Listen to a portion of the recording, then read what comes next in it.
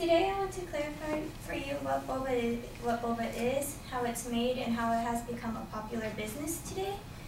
How many times have you guys either seen these straws or people use them, or you have seen it advertised anywhere online or on TV or anything?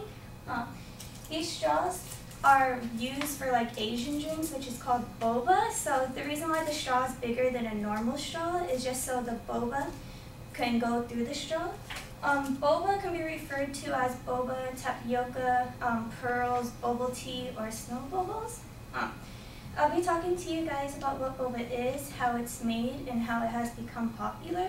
I've been researching, basically, I guess, I've been helping manage a boba shop for these past 2 years, so I know a lot about boba.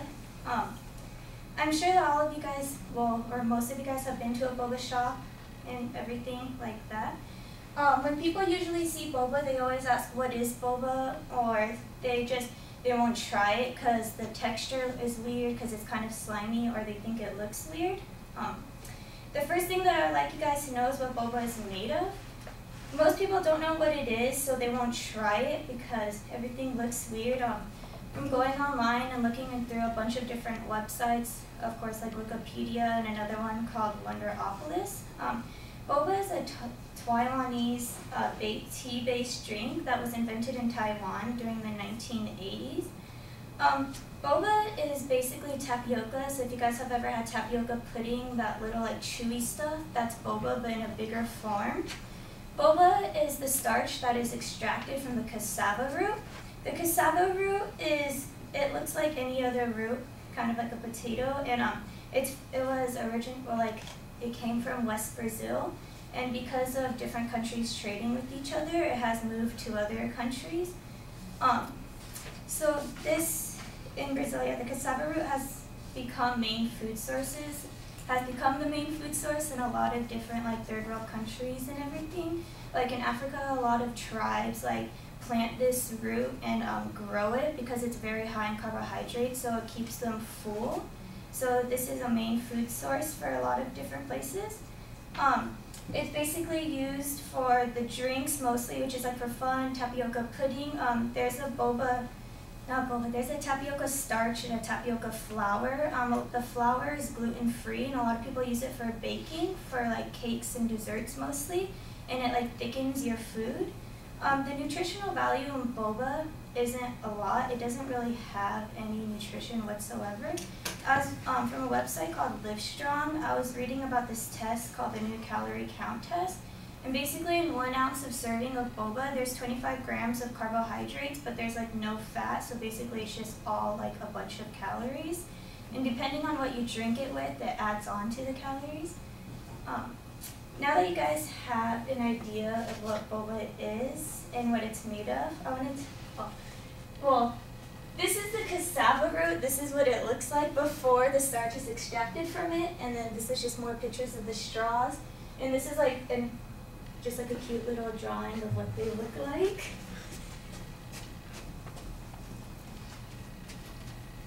Okay, so now that you guys have an idea of what boba is, I'm going to tell you guys like how it's served and everything. Since most people don't know what boba is, they're not going to know how it's made. So the way that you make boba is it's a multi-step process, as you guys can see in this image right here. When you first have boba, it comes in a vacuum sealed package, and it's light colored like little brown balls, which is if you squish it, it can basically turn into powder. Your first step is you're going to boil hot water, and once it becomes boiling, you're going to open the bag and dump the boba inside of the bag. And then you're going to let the boba cook for 30 minutes. Every 5 minutes you want to try and stir it, just because if it gets clumped up on the bottom, it can burn, and then it's going to taste burnt. After you let it sit for 30 minutes, on the stove, you take it off the stove and you just set it down on the side and let it like sit there for 30 minutes, so it's going to take an hour. And once that 30 minutes has passed, you put in like a drainer that you would drain spaghetti in or something, and the boba is really hot, so you're going to use lukewarm water to rinse it through so it becomes cooler. You don't want to use ice, or that will cause the boba balls to get really hard. And after you're done draining it, you dump it into a container, And after you dump it in the container, usually there's a boba syrup that a lot of people make. There's different ways to make it. And you dump that in the boba. Since the boba has no flavor, the syrup is what gives it flavor. There's different colored bobas. There's green colors, there's colorful, pink, white, and the most common one is the black one. These different colors, none of them taste different. It's just for the fun of it. A lot of people like to have like different colors in their drinks. There's also jelly boba, which is like chewable pieces of jelly. They're really sweet. They sit in a syrup. A lot of people like to add that into their drink. People like to add popping boba, which is the same shape as boba, but it has fruit juice in the middle. So it's just like a burst of flavor. Or some people add pudding, which is egg pudding. It's like a custard. And it's just like flan in the bottom of your drink. It's really good. So there's a lot of different things that someone can add on to their drink. So since I've told you guys about what it's made from and how it's made and everything, boba has gotten really popular like this past summer, and it's been getting more and more popular throughout the years. So a boba shop, these are some examples of boba shops, and then just, this is like a franchise boba. That's the boba that I used to work at. But tapioca, well, a boba shop is basically like a Jamba Juice or a Starbucks, for example, but it's like they add the boba into the drinks they serve, smoothies, slushes, teas, fraps, like basically anything that's a drink. They have a bunch of different flavors, and you can add any of like the jellies or the bobas into your drinks. So talking to my boss and everything, just from like knowing like about the money side of boba, a lot of the most popular boba shops are like franchise shops, but even then they don't really make a lot of money off their profit because of all the products that they have to buy. And the products to buy is kind of expensive. Maybe for one bag of boba, it's like $45.99, and it will last you an hour. So that, like, depending on how busy the shop is. There is a local boba shop around here in downtown Fullerton called Eden Cafe. They're not a franchise, but basically it's everything from a franchise called Lollica. Boba shops make most of their money during the summertime or the hotter months. So, and during the winter time, since it's really cold, usually some people, they don't get like cold drinks in the winter. So they make all their profit in the summertime, and for the winter, the profit from the summer, that's what they use to hold them throughout the winter. Since boba is becoming way more popular, it has been starting to turn into like cafes, I guess. Now they're starting to open up boba shops where you can go in and you can sit down and order food instead of just walking in, getting your drink, and leaving. So yeah, so you can either just go into a regular shop, or you can just sit down and decide if you want it for there to go. I've told you guys, well, I've clarified to you what the boba is, what it's made of, and how it's becoming a popular business. Now that you guys are all informed, I hopefully will, on boba and the different options that you can have and put into your boba drinks. Now the next time you guys go into a shop, I hope you have a little bit more knowledge about what it's about.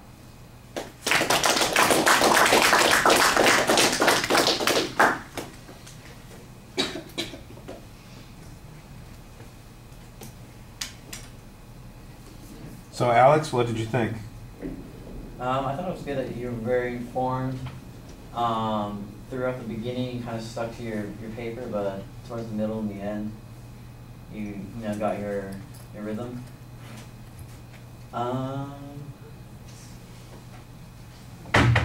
You did use like words like stuff like that, and those words that kind of make you sound uninformed. I know you're informed, but and it's easy to use those words, but I use it a few times.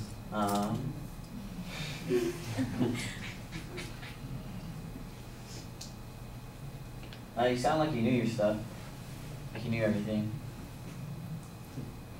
Anything to add? Well, what did you think of the visuals?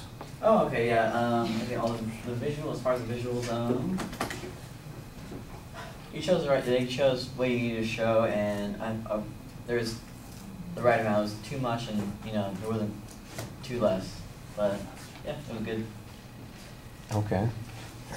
All right, there are a lot of things that are very solid in the speech. Let me pick out a couple of things that are a little bit problematic before I talk about the positive things. You start off with your topic, not the attention device. You should be starting off with you've got the handful of colorful straws, there's a big picture up there, you've got a story to tell about that. Start with that, and then tell us what all of that has to do with the straws, because otherwise it just sounds like you're checking off my school report on Boba. It's like a title page kind of comment, and it sounds a little artificial. So that was a little bit of a problem. But the purpose statement was very clearly stated. You had a very clear preview, so we knew where you were going during the speech. I liked all of that. It's a lighter topic, but you still give us a pretty good reason to listen to it. I did think that you could have been more consistent about citing some of the information. It sounds like you got a lot of information from the online encyclopedia sources and apparently your former boss, which is okay. But there's it was a little hard to tell which information came from where and whether or not there were other sources being included in the presentation. So I think you need to be a little bit more consistent about that. I thought that the visuals were integrated into the speech pretty nicely. There's nothing dramatic or highly unusual about them. They're used mostly to kind of highlight a particular point that we're talking about. The cassava root, I thought, was the most valuable addition to what you had. Everything else is probably something people are somewhat familiar with, and this was something that's a little bit different. And maybe the preparation process. When you're doing the preparation process, you get a little caught up in talking about that, and you start talking to the screen and not quite engaged with the audience. We're going to work on delivery things on the next round, so that's not a big problem on this round. The process was nicely laid out, and it was chronological in that section, so that made sense. The good things, I understand what Alex was talking about. You start off with those big pages in your hands, 8.5 by 11-inch paper that you're going to, and that seems like it's going to be, this is a problem. But the more you spoke, the less it seemed like you were looking at the pages and holding them up, and I think ultimately you'd have been better off if you just had maybe 1 or 2 cards at most. You knew your material pretty well. You didn't really need the pages up there. When he's talking about the transition words, the thing, that happens. That's, again, something we're going to work on. The transition phrase that I think you want to watch out for is so. Because you use that every time you get to the end of a paragraph or an idea. So, and it's like, I know something new is coming up, because we're getting to the next thing. I didn't count them, but that was a noticeable kind of, it highlights that idea. And I think you want your transitions to be a little bit smoother than that. All right, but the visuals I thought were integrated well into the speech. You had some good information. You talked to the audience for the most part, and you seemed very well prepared. Thank you.